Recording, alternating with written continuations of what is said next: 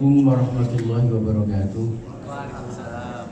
Alhamdulillahirabbil alamin wassalatu wassalamu ala asyrafil anbiya'i wal mursalin sayyidina wa maulana Muhammadin wa ala alihi wa sahbihi ajma'in. Amma ba'd. Yang kami hormati, yang kami muliakan, yang mulia Bapak Duta Besar Republik Indonesia untuk Kerajaan Belanda, Bapak Emir Fas beserta Ibu, Bapak-bapak, ibu-ibu, homestaf, bapak-bapak, ibu-ibu, local staff, dan seluruh hadirin yang ada di sini, khususnya Ustadz Tamamul Fikri yang alhamdulillah sudah berada di tengah-tengah kita. Pertama-tama kami mengucapkan terima kasih atas kehadirannya pada acara buka bersama ini, dan tidak memperpanjang kalam, tidak memperpanjang kalimat. Kami, kata Pak Dubes, langsung diserahkan Pak Ustadz saja sampai menjelang buka, sampai maghrib. Untuk itu kami persilahkan. Sebelum itu saya ingin memperkenalkan dulu bahwa Pak Ustadz Tamamul Fikri ini, beliau adalah diundang kerjasama antara KPRI Dena dengan PPMI Al-Ikhlas Amsterdam, yaitu mengundang Ustadz dari Indonesia. Dan beliau ini terkenal dengan Ustadz Gaul, katanya. Ustadz Gaul. Nah, mari kita buktikan bersama ya. Untuk itu kami persilahkan kepada Ustadz Tamamul Fikri. Waktu dan waktu persilahkan. Bismillahirrahmanirrahim. Sebelum kita memulai, beberapa patah kata yang insya Allah akan saya utarakan kepada para hadirin sekalian. Saya mengajak kepada para hadirin yang hadir di sini. Biasanya kita kalau sebelum ngobrol-ngobrol ngaji bersama di Al-Ikhlas khususnya di Amsterdam, kita bersolawat kepada baginda Nabi besar Muhammad SAW, juga menghadirkan suasana di mana mungkin bapak-bapak, ibu-ibu rindu Indonesia. Biasanya sebelum menjelang berbuka itu terdengar sahut-sahutan sholawat dari masjid, dari musola, anak-anak lagi main, terdengar lagi speaker atau mikrofon dari orang tuanya memanggil anak-anaknya untuk apa? Untuk datang ke rumah menjelang berbuka puasa. Ya, itulah suasana di Indonesia. Walaupun kita jauh dari negara kita tercinta, saya mengajak khususnya kepada diri saya pribadi dan umumnya kepada kita semua, yuk kita sama-sama bersalawat kepada baginda Nabi besar Muhammad SAW. Semoga segala urusan kita, urusan keluarga kita diberikan kemudahan oleh Allah Subhanahu wa taala. Khususnya teruntuk orang tua kita, khususnya segala urusan Bapak Dubes kita diberikan kemudahan oleh Allah Subhanahu wa taala. Diberikan keistiqomahan dalam beribadah, diberikan kualitas dalam meningkatkan kualitas keimanan takwaan kepada Allah Subhanahu wa taala. Dan untuk orang-orang tua yang sudah mendahului kita, diberikan sebaik-baik tempat di sisi Allah Subhanahu wa taala. Dan kita sebagai anak atau generasi penerusnya diberikan keistiqomahan, diberikan kekonsistenan dalam menjalankan amanah, khususnya dalam mengharumkan negara Kesatuan Republik Indonesia dengan apapun yang kita lakukan di sini, di negara ini. Insya Allah segala urusan kita niatkan untuk ibadah, bekerja niatkan untuk ibadah. Semua segala hal yang diniatkan untuk ibadah insya Allah menjadi nilai ibadah Subhanahu wa ta'ala. Nanti kita sama-sama bersolawat ya. Bismillahirrahmanirrahim. Allahumma salli wa sallim wa barik alaihi wa ala alihi. Salatullah salamullah ala Taha Rasulillah. Salatullah salamullah ala Yasin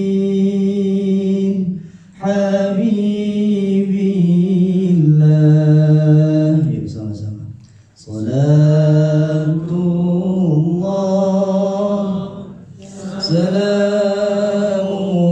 Salamullah ala Taha Rasulillah.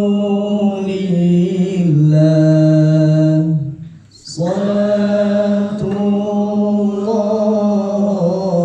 salamullah ala Yasin Habibillah. Bismillahirrahmanirrahim. Assalamualaikum warahmatullahi wabarakatuh.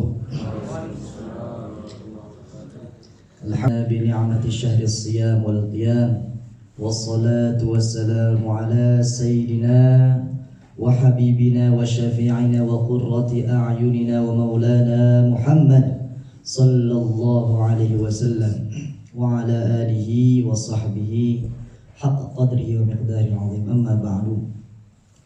Yang saya hormati Pak Dubes beserta keluarga yang tidak bisa saya sebutkan satu persatu tanpa mengurangi rasa hormat saya kepada seluruh jajaran staf KBRI beserta keluarga yang hadir insya Allah di tempat yang mulia ini. Kita doakan KBRI kita ini penuh dengan keberkahan.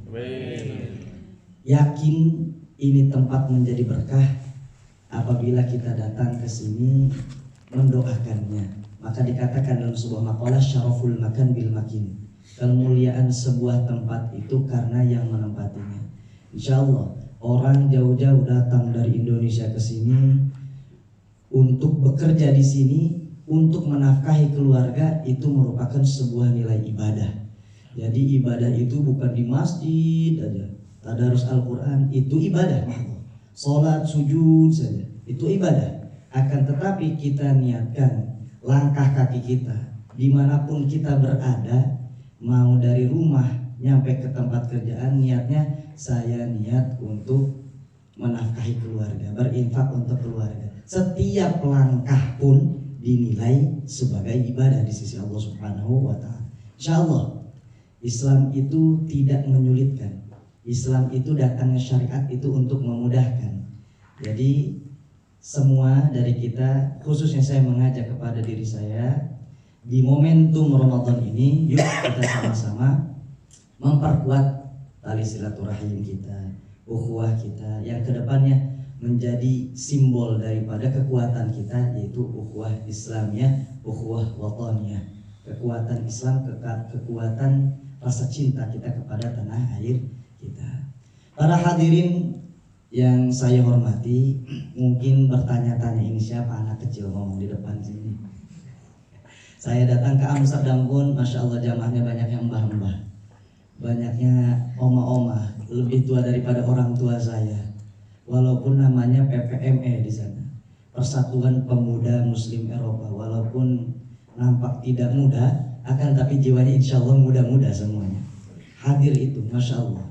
Mungkin sekedar informasi Pak Dubes, itu mbah-mbah sebelum subuh ada yang datang sepedahan 5 kilo jaraknya dari rumah untuk sholat berjamaah. Masya Allah. Itu 5 kilo itu yang paling dekat. Karena saya kira di Indonesia sendiri kita masjid 100 meter, 500 meter ada masjid, kanan kiri ada masjid. Tapi di sini ya masya Allah, saya tanya ini jamaah orang mana? Ini dekat sini Ustaz katanya, rumahnya di sekitar sini. Berapa kilometer? Ya 5 kilometer, paling dekat itu. Yang apalagi di Amsterdam khususnya itu dari segi fasilitas transportasi itu tidak mudah seperti halnya di Den Haag, tidak mudah seperti di Al-Hikmah. Jadi kalau yang susah memiliki kendaraan pribadi atau tidak memiliki kendaraan pribadi itu agak kesulitan, harus berjalan kaki atau harus untuk mengendarai sepeda dari tempat tinggal. Jadi masya Allah, saya datang ke sini 3 minggu lalu. Ini mohon maaf suara saya agak sedikit serak, terkena angin Scheveningen.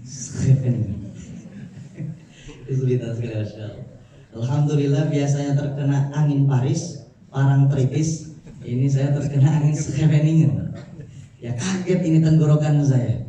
datang ke Scheveningen itu masya Allah indahnya luar biasa. Ada bulwark di sana, kemudian anginnya itu menusuk jiwa, menusuk hati. Bahkan tenggorokan pun langsung kering seketika. Akan tetapi melihat jamaah yang antusias di sini, masya Allah, malu ini tenggorokan untuk tidak bersuara. Malu sekiranya saya kemudian beralasan untuk tidak bisa karena alasan tenggorokan. Di sini khususnya saya melihat di Amsterdam maupun di Den Haag sebelumnya, alhamdulillah semangat daripada para jamaah kita ini untuk menyambut bulan suci Ramadan itu luar biasa. Bisa jadi kalau kita bandingkan dengan di Indonesia sekarang ini bisa mengalahkan. Kenapa saya bilang seperti itu? Sekarang itu di Indonesia sudah mulai pindah masjidnya dari masjid masjid Jami' ke Masjid Tanah Abang misalnya, ke Tamrin City, ke Tanah Abang. Ini kalau udah pertengahan Ramadan itu penuhnya itu bukan di masjid. Malam-malam itu semuanya belanja. Ibu-ibu terkena penyakit 3G saya bilang. Apa itu ibu-ibu terkena penyakit 3G? 3G.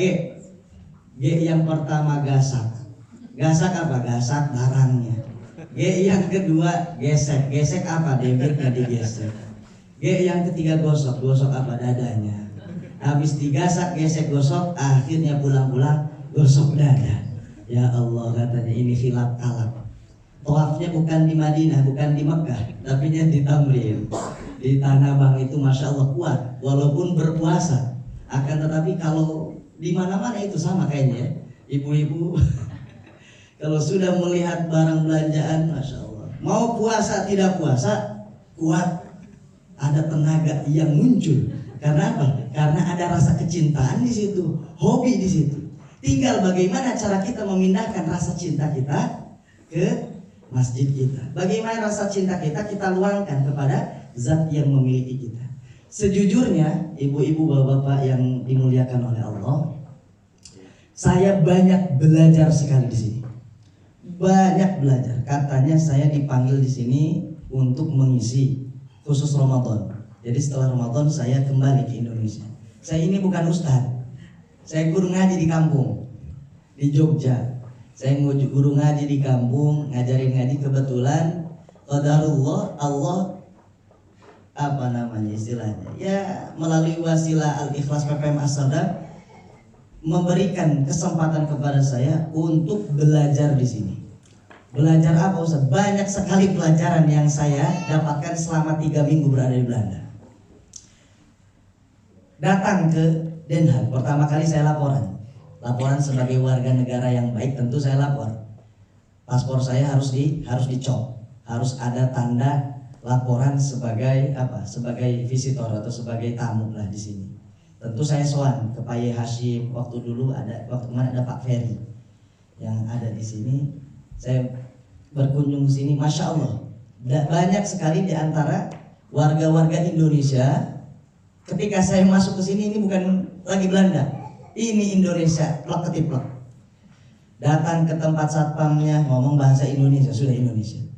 Naik ke atas, Indonesia semua. Ini sudah lukisan luar biasa, ini Indonesia, khas Indonesia ada di sini. Ini merupakan sebuah kesempatan. Jadi melihat orang-orang, khususnya para pekerja yang ada di sini, apalagi para diplomat, itu memiliki kesempatan yang luar biasa dalam menjalankan sebuah perintah Allah yang tidak semua orang bisa jalankan. Allah memberikan perintah dalam Al-Quran itu beberapa kali dengan ayat redaksi yang mirip. Apa itu? Astagfirullah. Qul siru fil ardi thumma anzuru kaifa kana 'aqibatul mukadzibin. Qul siru fil ardi fanzuru kaifa kana 'aqibatul mujrimin. Qul siru fil ardi fanzuru kaifa kana 'adul ladzina min qabl kana aktsarul musyrikin. Apa itu Ustaz? Maknanya dikatakan oleh Allah ke Sayyidina baginda Nabi besar Muhammad sallallahu alaihi wasallam. Qul, katakanlah wahai Muhammad, siru, berjalanlah di mana? Fil ardi, di muka bumi ini. Kemudian apa? Fanzuru, kemudian langsung kamu lihat, unzuru, sekitar kamu itu kaifa kana akibatul mujrimin.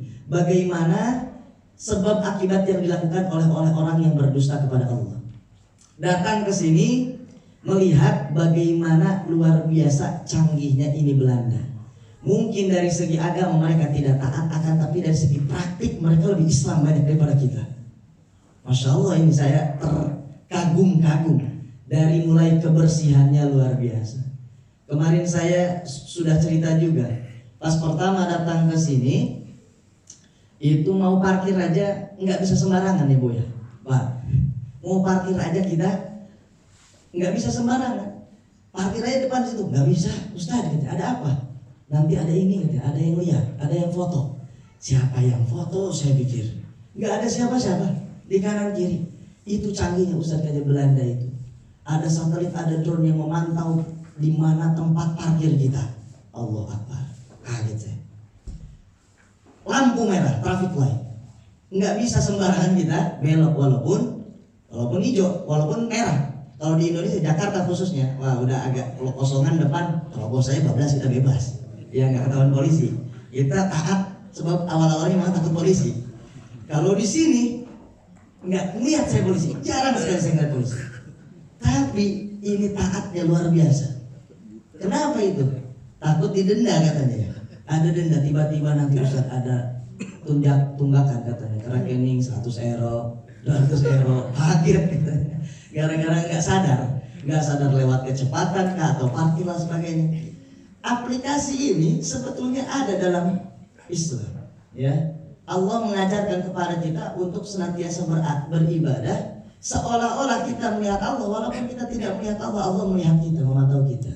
Coba seandainya kita praktekkan itu dalam diri kita, itu luar biasa itu. Subuh-subuh lagi dingin-dingin, enak nih suasananya, dingin enak. Allahu Akbar, Allah nggak ada azan di sini. Ya, pada subuh, ketepan udah, nggak ada yang tahu ini. Coba kalau kita mikir, kalau nggak sholat subuh didenda 100 euro. Bangun itu semua. Iya, tapi Allah itu maha baik. Allah itu nggak akan denda kita dengan uang. Tapi Allah ngasih kesempatan terus. Nggak sholat, nanti ada waktu zuhur. Paling tidak datanglah sholat zuhur sholat. Laporan sama Allah. Seperti halnya kita warga Indonesia laporan ke KBRI, kita juga laporan sama Allah. Zuhur dikasih 5 kali. Dimanapun kita berada dikasih 5 kali. Laporan sama Allah. Ya Allah, itu indah sekali ya. Jadi banyak sekali pelajaran yang saya dapatkan di sini berkaitan dengan nizam al-intizam. Bagaimana Masya Allah masyarakat Belanda ini baiknya kepada kita. Pemerintah Belanda ini baiknya kepada warga negara Indonesia di sini. Difasilitasi seluruhnya. Ya. Dikatakan oleh Allah Subhanahu Wa Taala Al-Quran yang sudah saya bacakan tadi ayatnya. Qul siru fil ardi tsumma nzuru kaifa kana akibatul mukadzibin. Katakanlah wahai Muhammad, berjalanlah di atas muka bumi ini, kemudian kau melihat apa yang ada di sekitar kamu. Nah, ini tidak semua dari kita bisa jalan-jalan bebas, ya, traveling dan sebagainya. Ini suruh Allah traveling kita. Di Indonesia mau ke luar negeri susah. Di sini, Masya Allah, saya Pak Yai baru 1 minggu datang ke Belanda sudah dibawa ke Eiffel. Allah Akbar. Itu Paris dikirain apa namanya 3 hari 4 hari naik pesawat harusnya kan. Saya pikirnya seperti itu. Tahunya naik mobil saya sampai ke Belgia. Allah Akbar. Nggak kepikiran saya di sini ada dekat Belgia. Biasanya saya nonton bola pemain Belgia. Di sini ada Belgia. Kita mengunjungi Belgia langsung. Dan kebetulan Masya Allah Pak Dubes, kebetulan pas kemarin Jerman melawan Belanda nonton langsung saya di stadion di arena. Allah Akbar. Ini merupakan kenikmatan khususnya orang-orang yang tinggal di Eropa menjalankan sebuah perintah Allah apa? Siru, traveling lah kita. Untuk apa? Melihat apa yang Allah ciptakan. Itu intinya. Bukan disuruh traveling terus shopping dan lain sebagainya, tidak. Tapi traveling kita lihat suasana di sekitar kita. Lihat orang-orang di sekitar kita. Nah, lihat datang ke Belgia ada Atomium, luar biasa, ikon yang luar biasa, seluruh orang pengen berfoto di sana. Datang ke Paris melihat menara Eiffel yang menjulang tinggi, kalau di Indonesia itu dikatakan Sutet atau menara Sutet. Tahu menara Sutet Bu? Biasanya tengah sawah. Biasanya itu menara di tengah sawah, saya bingung. Tiba-tiba ada tengah kota. Orang-orang pada foto itu di atas menara Sutet. Saya bingung. Dan nggak kesetrum. Itu menara Sutetnya canggih ternyata. Makanya banyak orang kotor. Seandainya di Indonesia itu menara sudah di tengah sawah dikasih lift, itu rame insya Allah. Tapi nggak bisa turun lagi, udah gosong dia saya dulu. Itu menara sudah. Ya. Tapi kita lupa itu ada taman di sekeliling, itu ada sungai yang indah yang mengalir di bawahnya. Ciptaan siapa? Ciptaan Allah. Itu Allah yang pengen itu. Allah suruh kita lihat, bertraveling kita, melihat situasi, tapi jangan lupa di atas menara Eiffel ada langit menjulang tinggi tanpa tiang, ciptaan Allah. Alladzi khalaqas samawati bighairi 'amalin tarawna. Yang menciptakan langit tanpa tiang yang kalian melihatnya. Yang menciptakan sungai mengalir di bawah negara kita ini. Masya Allah. Di atas apa? Ini sungai katanya Belanda ini ada 8 meter di bawah permukaan air. Tapi Masya Allah lagi dengan segala kecanggihan teknologinya, dengan rahman dan rahimnya Allah, ini negara diperkaya oleh sebuah sumber daya alamnya itu air. Siapa yang punya air? Allah. Jadi Allah itu memerintahkan pada kita, monggo traveling. Nikmati dunia ini. Nikmati ini kita punya dunia, akan tetapi jangan sampai kita terlena lupa. Ini ibarat sebuah kisah. Kalau misalkan kita ada seseorang yang diperintahkan oleh majikannya untuk menyelami sebuah lautan, bahtera lautan, kemudian diperintahkan untuk mencari berlian di dalam lautan. Itu orang tersebut tentu disuruh sama seorang majikan, siap, kata. Cari apa? Cari berlian di mana? Di dalam lautan. Dikasihlah 2 tabung oksigen. Oke. Terus nyemplung ke laut, menyelam ke lautan yang dalam. Setelah sampai di lautan, tadinya untuk niat awalnya apa? Untuk apa? Untuk mencari berlian, untuk mencari harta yang diminta oleh majikan. Sampai di dalam lautan, melihat kanan kiri terumbu karang indah dipandang. Kemudian ada lagi ikan-ikan yang berenang bebas. Kemudian ada lagi pemandangan yang indah yang ada di lautan yang tidak bisa dipandang ketika sudah sampai di daratan. Sampai suatu waktu terlupa itu orang untuk tujuan utamanya, yaitu apa? Mencari berlian. Tidak sadar waktu semakin sempit, oksigen pun sudah semakin habis. Mau nyampe ke atas nggak sampai, mau ngambil berlian sudah tidak keburu. Akhirnya kalaupun kembali pasti dimarahin sama majikan. Kok lupa? Tujuan utama kamu apa? Ngambil berlian. Kok sampai lupa? Kemana berlian yang saya pinta? Tidak bisa diberikan. Karena apa? Karena terlena dengan keindahan sekitarnya. Begitupun kehidupan kita di dunia. Nah, begitupun kehidupan kita di sini. Allah itu menciptakan dunia dan isinya ini fasilitas gratis dari Allah. Ya, jangan kita berpikir rezeki itu hanya uang saja. Ini kalau mikirnya uang, kita kurang bersyukur terus. Gaji di sini 1.000 euro, pasti mikir pengennya 1.500. Habis 1.500, aduh ini kayaknya harus ganti, jangan sepeda lagi, ganti mobil. Harus 2.000. 2.000 kurang, mobilnya ganti lagi, jadi 3.000. 3.000 kurang, terus aja kayak gitu. Nah, itu yang diajarkan oleh Allah supaya kita senantiasa bersyukur. Berapa Bu? Bersyukur. Apa itu syukur? Nah, cara bagaimana cara kita bersyukur? Unzuru ila man asfala minkum. Lihat yang di bawah kita. Di mana orang-orang di bawah kita itu banyak yang membutuhkan. Kita diperintahkan oleh Allah berpuasa, salah satu tujuannya bagaimana menumbuhkan simpati, empati kepada orang-orang yang kelaparan. Ya. Di luar sana di Jakarta sekarang mungkin kita melihat masih di berita, di internet dan lain sebagainya, orang-orang mencari rezeki pontang-panting sana sini, banting tulang, bahkan untuk bagaimana mereka makan hari esok pun mereka berpikir seperti itu. Kalau masalah materi, kita harus melihat yang di bawah kita. Supaya apa? Kita bersyukur. Jangan sampai kalau masalah materi melihatnya ke atas, waduh, ini tetangga ini ganti mobil, lah harus saya juga ganti mobil. Rumahnya dari apartemen ganti rumah yang biasa, saya juga harus ganti rumah biasa. Terus nggak ada syukurnya. Akhirnya tercover lah kufur nikmat.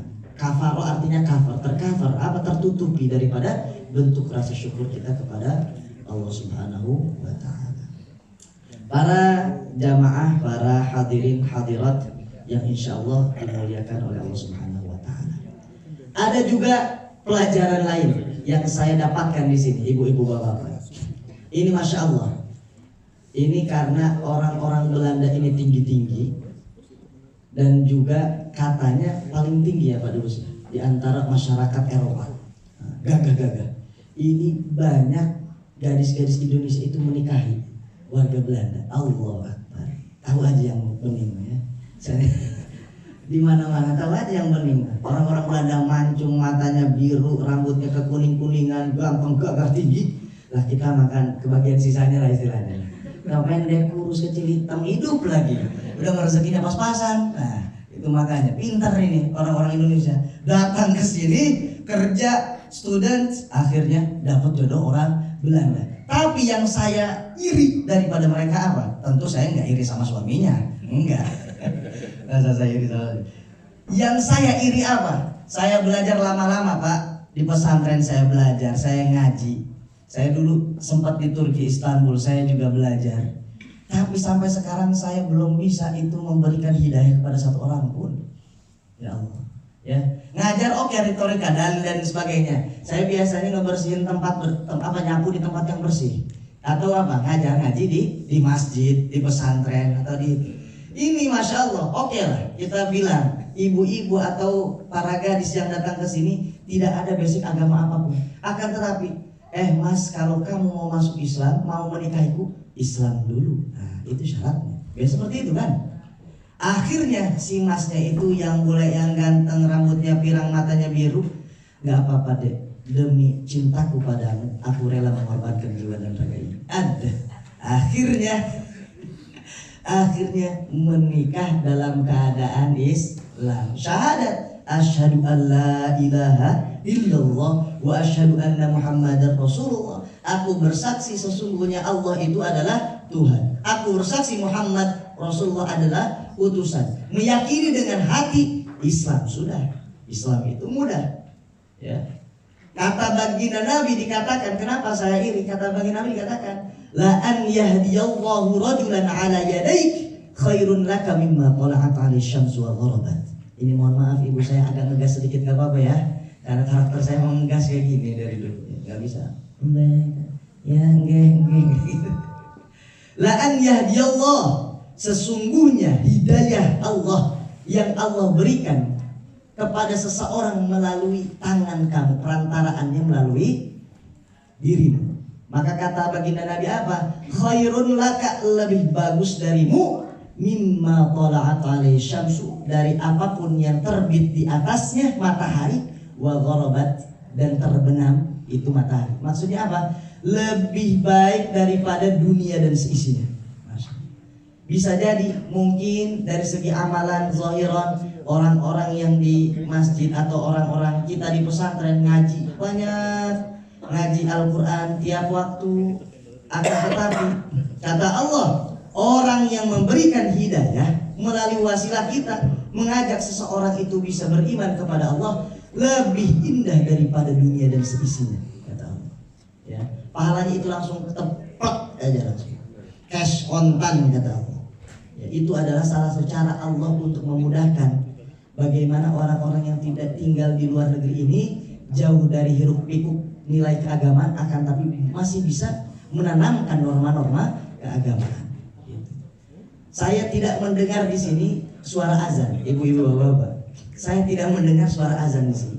Akan tetapi saya melihat, masya Allah, para jamaah Islam Indonesia khususnya yang ada di sini, tanpa suara azan pun mereka berbondong-bondong datang ke masjid. Kalau tidak salah, saya kemarin bertanya Pak Yai Hashim, ini di Al-Hikmah sendiri kalau akhir pekan sampai 400 orang ya Pak. Sampai 400 orang tanpa adanya suara azan yang memanggil. Di mana itu azan? Azan ada di hati-hati mereka. Ya Allah. Datang ke masjid tanpa mendengar suara azan. Berkumpul mereka bersama mengingat Allah. Berkumpul mereka bersama berbuka bersama. Meningkatkan kualitas ukhuwah Islam ya, ukhuwah waton ya kita. Itu salah satunya. Tujuan daripada adanya program-program Ramadan adalah bagaimana kita bisa meningkatkan kualitas silaturahim kita. Yang tadinya jarang-jarang ketemu, akhirnya bisa berjumpa di masjid, buka bareng, iftar bareng, sholat bareng, curhat bareng di situ, nggak apa-apa. Masjid itu tempat curhat terbaik. Walaupun ya bisa mungkin di tempat ngopi, ya lebih enak, lebih santai. Tapi kata Allah sini, kata Allah apa? Wa idza sa'alaka 'ibadi 'anni fa inni qarib. Wahai hambaku, engkau nggak apa-apa banyak dosanya, tapi kata Allah, aku itu dekat. Jangan sampai engkau merasa jauh dariku. Sebanyak pun apapun dosamu, kata Allah, datang ke aku, minta kepadaku. Jangan sampai kita berputus asa dari rahmat Allah, merasa diri kita kotor, nggak pernah sholat, nggak pernah ngaji, malu datang ke masjid. Yang Allah sesalkan adalah orang-orang yang berputus asa dari rahmat Allah, merasa dirinya kotor. Bahkan ampunan maghfirah Allah itu lebih luas daripada dunia dan seisinya. Sebanyak apapun dosa kita, selama kita tidak menyelingkuhi Allah, insya Allah Allah akan mengampuni kita. Kemarin saya tanya di Denhak, ibu-ibu kalau diselingkuhi seneng nggak? Enggak lah, enggak lah, sudah ada aja, masa diselingkuhi? Enggak mau sama sekali. Bapak-bapak pun sama. Begitupun Tuhan kita. Satu-satunya dosa yang tidak diampuni nyelingkuh. Selingkuh bukan selingkuh suami, selingkuh istri, enggak. Selingkuhi Allah. Walaupun ya selingkuh suami, selingkuh istri jangan. Menyelingkuhi, menduakan Allah, menjadikan Allah atau sesuatu yang diduakan, itu tidak boleh. Kita cinta kepada keluarga kita harus, akan tetapi kata Allah, ya jangan sampai cintamu itu merupakan cinta kepada Allah. Maka dikatakan sebuah makalah, ahbib habibaka haunam ma asa an yakuna baghidaka yawman ma. Cintailah kekasihmu itu sekedar saja, asa an yakuna baghidaka yawman ma. Bisa jadi kekasihmu itu suatu waktu menjadi musuhmu. Wa baghidaka haunam ma asa an yakuna habibaka yawman ma. Musuhilah atau bencilah musuhmu itu sekedar saja, asa an yakuna habibaka yawman. Bisa jadi musuh kita itu akan menjadi kekasih kita nanti di suatu hari nanti. Oleh karena itu, khususnya di momentum Ramadan ini saya mengajak tingkatkan persatuan, tingkatkan ukhuwah kita, khususnya sebagai warga negara Kesatuan Republik Indonesia yang berada di Belanda ini. Sebab ukhuwah adalah nilai pondasi utama dari sebuah kekuatan. Rasulullah 13 tahun di Makkah dalam berdakwah, salah satu ajaran utamanya adalah menyatukan orang-orang yang beriman pada masa itu. 13 tahun. Kemudian berpindah 10 tahun di Madinah. Tidak merupakan sebuah perkara yang mudah. Akan tapi bisa dibayangkan, ratusan ribu sahabat, hanya ratusan ribu. Jadi sahabat itu jumlah ratusan ribu, akan tapi bisa menguasai sepertiga dunia. Karena apa? Karena adanya ukhuwah. Karena adanya apa? Persatuan. Jangan sampai negara kita, khususnya masyarakat kita di sini terpecah belah. Itu yang menjadi sebuah momok menakutkan, penyakit yang bisa menghancurkan. Mungkin pernah ada sebagian jamaah yang pergi ke Cordoba, ke Alhamra. Bagaimana 700 tahun Islam berdiri di sana, hancur sekarang, tidak tersisa. Orang-orangnya masih ganteng-ganteng kayak orang Arab, matanya orang bule tapi hidungnya Arab, orang-orang Spanyol. Dulunya orang-orang Arab datang ke sana, Tariq bin Ziyad membebaskan itu Alhamra, membebaskan itu Spanyol, Cordoba, menjadi sebuah negara Muslim 700 tahun. Sekarang hilang karena hilangnya persatuan. Begitupun kita di sini. Salah satu bagaimana cara kita untuk meningkatkan kualitas persatuan, hadirlah Al-Hikmah, hadirlah Persatuan Pemuda Muslim Eropa di Den Haag kah atau di Amsterdam kah, ikatkan ya persatuan tersebut dengan cara apa? Silaturahim. Sekarang ada media sosial melalui WhatsApp, akan tetapi jangan sampai media itu atau media sosial itu menjauhkan yang dekat, mendekatkan yang jauh. Oke, nggak apa. Alhamdulillah, mungkin generasi awal-awal yang tinggal di sini merasakan bagaimana susahnya berkomunikasi dulu.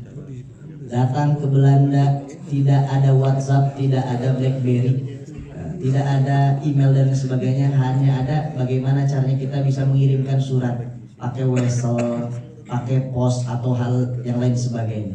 Tapi alhamdulillah sekarang kita diberikan kemudahan oleh teknologi, yaitu media sosial. Kita bisa melihat bagaimana keadaan Indonesia sekarang maupun berita-berita yang berkaitan dengan Negara Kesatuan Republik Indonesia yang kita cintai.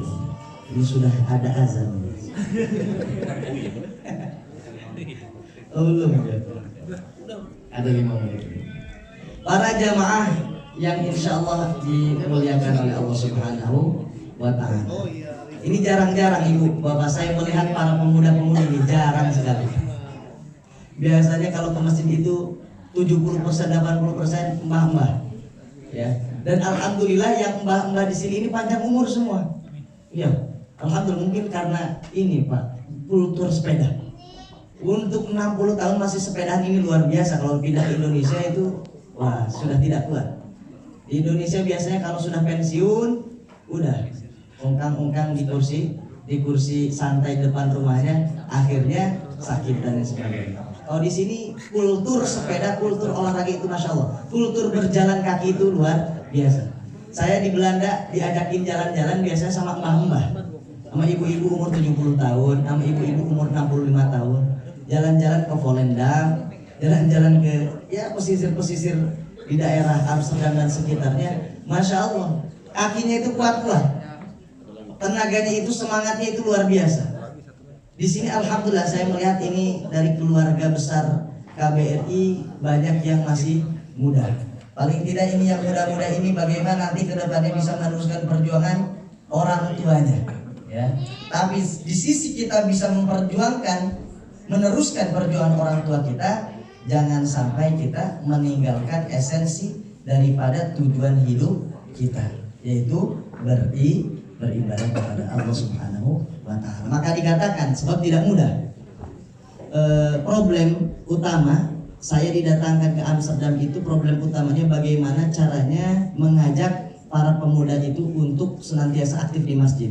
Sebab kalau udah 18 tahun ke atas di Belanda ini sudah kenal uang, ya.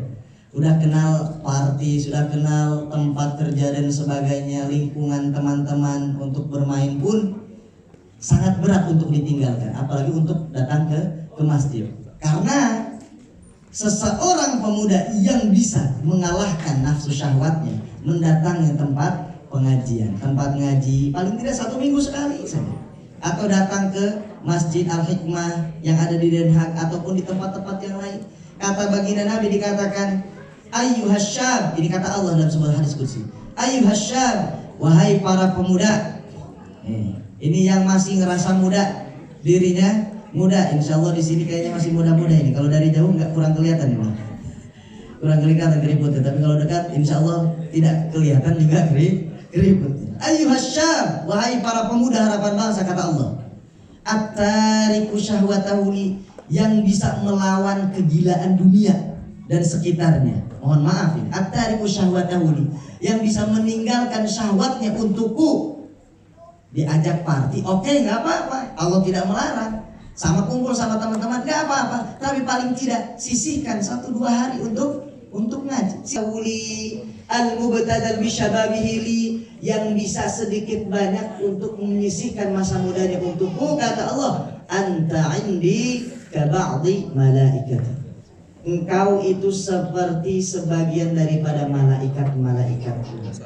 Bagaimana seorang orang tua itu melihat anaknya itu bagaikan malaikat kecilnya.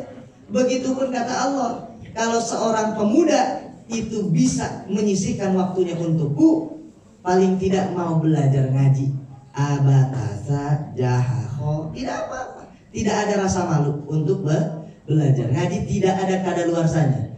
Mempelajari Al-Quran untuk segala macam umur, segala jenis profesi, tidak ada kadaluarsanya. Saya teringat dulu kalau di Turki dulu itu 1924 Masehi itu dirubah menjadi kerajaan republik. Yang tadinya kerajaan Islam kemudian diubah menjadi kerajaan republik. Itu sempat dilarang untuk azan dengan berbahasa Arab itu kurang lebih 19 tahunan. Membaca Al-Quran pun dilarang. Dengan mengajarkan Al-Quran dilarang, betul-betul dilarang. Jadi banyak orang-orang tuanya itu buta huruf Al-Quran sama sekali.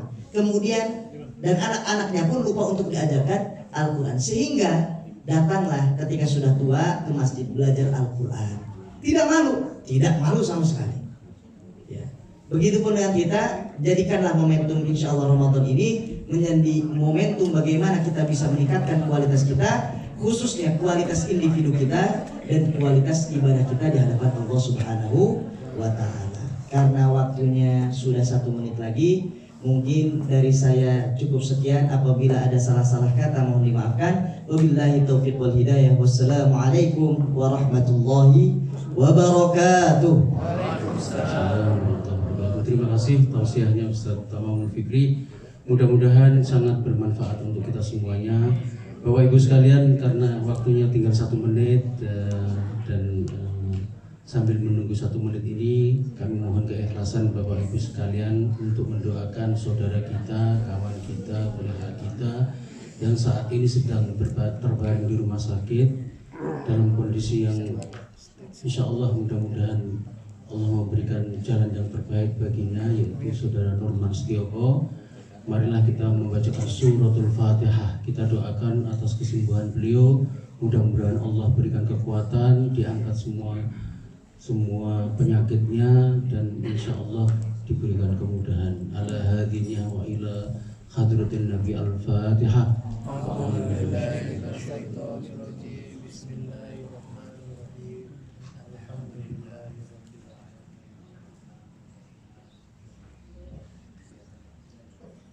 Terima kasih.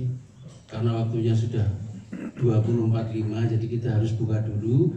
Untuk itu kami tutup acara ini dengan membaca surat Alhamdulillah.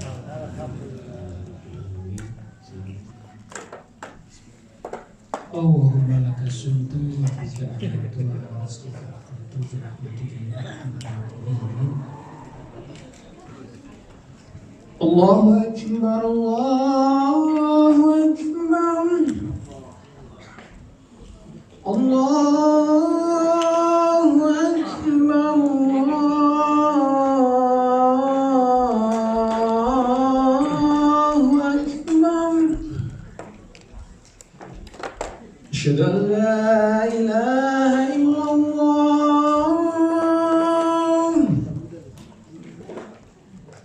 asyhadu an la ilaha illallah,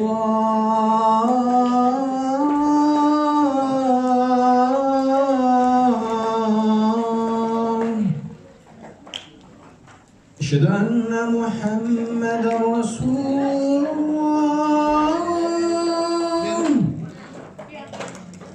asyhadu anna Muhammadar Rasulullah.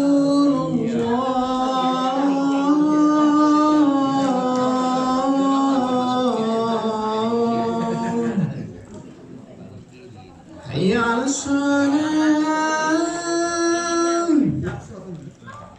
hayya 'alas salam,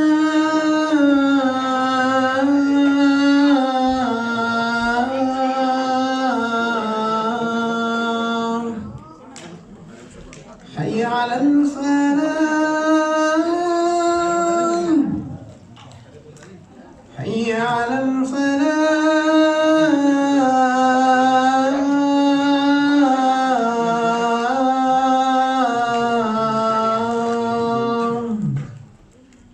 Allahu akbar, Allahu akbar. La ilaha illallah.